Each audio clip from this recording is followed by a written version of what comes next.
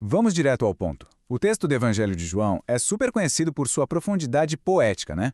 Mas hoje a gente vai analisar um ângulo muito específico e bem denso dessa escritura. Esta nossa explicação visual é um mergulho profundo e totalmente imparcial num estudo teológico e etimológico fascinante feito pelo irmão Marcelo Oliveira. A gente vai cobrir João, capítulo 1, dos versículos 15 ao 18. O estudo apresenta o que o autor chama de perspectiva triofanista. É literalmente uma investigação pesada nas raízes do grego antigo para reinterpretar e clarear como a divindade, a graça e a própria natureza de Deus são compreendidas. É uma jornada intelectual daquelas. Beleza, vamos mergulhar nisso. O nosso roteiro aqui segue uma análise cronológica versículo por versículo. Primeiro, a introdução à perspectiva triofanista. Depois, o versículo 15 falando sobre a pré-existência. Em terceiro, o versículo 16 e a graça contínua. Quarto, o versículo 17, traçando o contraste entre lei e graça. E para fechar, o versículo 18 sobre a revelação única. Então, vamos lá. Seção 1, Introdução à perspectiva triofanista e a estrutura visual do estudo. Bom, antes da gente sequer olhar para o texto bíblico, é absolutamente crucial estabelecer as bases. Isso porque o estudo não usa aquele vocabulário teológico tradicional, sabe? Para que os argumentos façam sentido daqui para frente, a gente precisa entender a premissa central de tudo, a perspectiva triofanista. Olha só como o estudo define a divindade. Existe o Espírito Eterno, que é a essência divina pura. E esse Espírito se manifesta de duas formas. Fisicamente, como o Filho, mas com um detalhe importantíssimo, num sentido estritamente criacional e não paternal, e metafisicamente como o Pai. Entender essa lente teológica de forma neutra é o grande segredo para decodificar o raciocínio aplicado a cada palavra grega que a gente vai ver. Com essa definição em mente, a leitura ganha um contorno totalmente novo. Avançando, chegamos na seção 2, versículo 15, a pré-existência e o testemunho de João.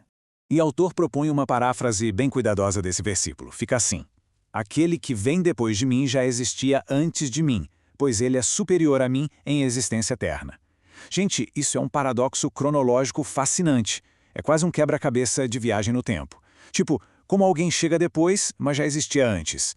O estudo resolve essa charada apontando justamente para o abismo que existe entre a nossa linha do tempo humana e a eternidade espiritual. E isso ilustra brilhantemente por que ir até as raízes do grego antigo é tão importante. Vamos lá, a palavra marturei indica um testemunho que é verdadeiro e tem autoridade. Kraugason não é só um sussurrozinho, é uma proclamação pública, bem alta. O erchomenos é aquele que está vindo, de forma cronológica. Mas o peso pesado mesmo é protos mou, que literalmente significa primeiro de mim. Para o autor, essas palavras não caíram ali por acaso. Elas provam, sem sombra de dúvida, a preexistência do Logos, não como um ser criado depois, mas como a própria essência divina que já existia antes do tempo começar. Seção 3, versículo 16. Graça contínua e a plenitude divina. Aqui o foco sai um pouco da preexistência e vai para a ideia de abundância divina na prática. A paráfrase diz que todos nós recebemos da sua totalidade divina uma graça que se renova continuamente, uma bênção que se sobrepõe e substitui a anterior. O ponto forte aqui não é um presentinho que entregue uma vez só e pronto, é um ciclo que não para, é uma visão muito ativa, muito dinâmica do favor de Deus. E no grego, a palavra pleroma carrega um peso teológico enorme. Ela significa a totalidade, a completude absoluta da divindade. Mas a expressão charis anticharitus é o grande motor da coisa toda. A preposição anti geralmente é traduzida de forma simples como sobre, mas o estudo ressalta que ela sugere fortemente a ideia de substituição e continuidade. Sabe, não é uma bênção estática, parada na prateleira, é uma superabundância, onde a graça atual substitui a anterior. É um fluxo infinito, uma cachoeira de renovação contínua que vem direto de Deus. Agora a seção 4, versículo 17. Lei e graça, contraste e cumprimento. Neste ponto, o material introduz um divisor de águas teológico. A leitura contrasta o antigo sistema legal com a nova realidade. A paráfrase coloca que a lei foi dada por Moisés para guiar o povo, claro, mas que a verdadeira graça e a verdade vieram por meio de Jesus Cristo, que não apenas estabelece regras, mas, abre aspas, é a própria realidade da graça. A grande virada de chave é sair de um código externo que foi transmitido para focar em alguém que encarna, que personifica essa dádiva. O que é realmente interessante aqui é a sacada brilhante com a gramática grega usada para provar esse contraste. Nomos é o sistema moral e legal de Moisés. Mas repara nos verbos. Edotei, que é usado para lei, está na voz passiva. Significa foi dada, um decreto puramente externo. Em oposição total a isso, a graça e a verdade estão ligadas a egeneto, que significa tornou-se ou veio a ser. O estudo argumenta que essa mudança gramatical super sutil prova que a graça não é uma lei externa e passiva, é uma realidade viva, pulsante e encarnada. A distinção fica claríssima nesta altura do campeonato. De um lado, a antiga aliança, mediada por Moisés, operando puramente através de regras externas e escritas. Do outro, a nova aliança, mediada por Jesus, operando como uma realidade viva, interna, toda fundamentada na graça e na verdade. E o documento reforça estritamente que essa nova aliança não só substitui a antiga, mas transcende, vai muito além na sua capacidade de transformação.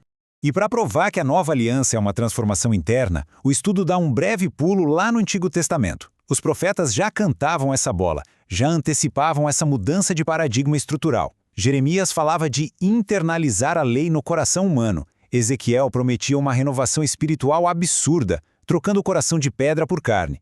E Isaías apontava para um alcance que seria universal. Segundo a análise, o versículo 17 de João é o momento exato em que toda essa expectativa profética de uma religião interna e transformadora finalmente se materializa. E finalmente chegamos à seção 5, versículo 18. Revelação única e o paradoxo de ver a Deus. Este é o grande clímax da passagem, onde o autor encara um paradoxo gigantesco sobre ver o divino. A paráfrase que guia a conclusão crava o seguinte: ninguém jamais viu a Deus diretamente. O Filho único e exclusivo é quem revelou Deus a nós, explicando e manifestando plenamente quem Ele é. A luz foca absolutamente na comunhão íntima e sem paralelos entre o Pai e este Filho exclusivo, que serve como a única janela possível para se conhecer o Criador. Aqui o desdobramento do grego é de cair o queixo. A palavra monogenes vai muito além de único gerado. O estudo define como alguém incomparável, o único de sua espécie mesmo. A expressão entokopou to patros descreve estar no seio do Pai, o que denota um nível de intimidade inatingível. Mas o argumento mais fascinante de todos talvez seja o verbo exegesato, que significa revelar ou explicar. É a exata raiz da palavra exegese. Basicamente, o estudo defende que Jesus é apresentado ali como a exegese viva do Pai. Ele é a explicação literal, em carne e osso, em tempo real, de quem Deus é. Acontece que essa afirmação categórica de João, de que ninguém jamais viu a Deus, gera um curto-circuito na cabeça dos estudiosos. O documento levanta uma dúvida intrigante e inevitável. Se João afirma que ninguém viu a Deus, como a gente explica aquelas passagens do livro de Êxodo, onde se afirma claramente que os anciãos e Moisés de fato viram o Deus de Israel? Alguém estaria mentindo no texto sagrado? Vamos avançar e ver como isso se constrói na lógica do autor para resolver esse aparente erro textual histórico. A resolução volta, mais uma vez, para a premissa triofanista lá do começo. Passo 1. Dimensões criadas, sejam físicas como a humanidade ou metafísicas como os anjos, podem sim ser vistas. Passo 2. A essência divina pura, o Espírito eterno, esta nunca pode ser vista por criaturas. E o passo 3 une as pontas. Lá no Antigo Testamento, os personagens viram manifestações metafísicas. Já no Novo Testamento, o corpo físico e humano de Jesus expressou com perfeição essa mesma imagem do Pai, permitindo que a humanidade contemplasse a manifestação da essência invisível sem ser destruída no processo. Então, o ponto crucial é este. A análise exegética meticulosa apresentada no documento argumenta que as nuances do grego não são apenas curiosidades soltas. Elas pintam um retrato incrivelmente complexo da divindade, capaz de harmonizar coisas que parecem contradições históricas. Ao tratar a encarnação como essa manifestação exegética e triofânica do Espírito Eterno, o estudo conclui que a passagem de João reconstrói totalmente a compreensão da história teológica. Fica no ar o convite para uma reflexão muito mais profunda sobre como a divindade escolheu se revelar e interagir com a humanidade. O que levanta uma pergunta final super intrigante. De que outras formas sutis o vocabulário antigo pode estar ali, escondido, apenas esperando para transformar por inteiro a nossa compreensão teológica moderna?